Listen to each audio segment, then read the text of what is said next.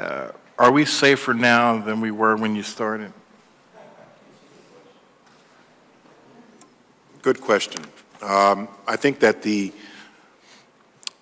environment has changed fundamentally from where it was 3-4 years ago. My first 4 years in this administration in the Department of Defense, I was giving the legal sign-off on a lot of targeted lethal force at terrorist organizations overseas to prevent them from exporting terrorism to our homeland. And I think we did a pretty good job of degrading a lot of the threats that we saw at the time. We continue to do that in places like Iraq and Syria.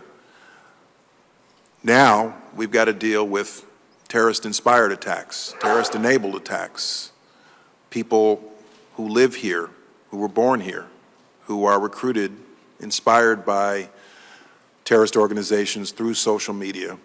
And that is a challenging environment, and that can happen with little or no notice to our intelligence community, to our law enforcement community, which requires, in my judgment, a very different kind of approach, not just militarily, not just through law enforcement, but through our CVE efforts, through public awareness, public vigilance. I said in my opening remarks that the prospect of another attack by a self-radicalized actor, someone inspired by a terrorist organization, is the thing that most keeps me up at night.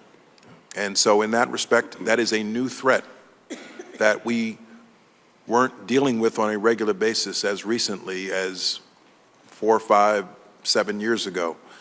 And it's something that I hope that in the executive branch and in Congress we will continue to dedicate ourselves to combating.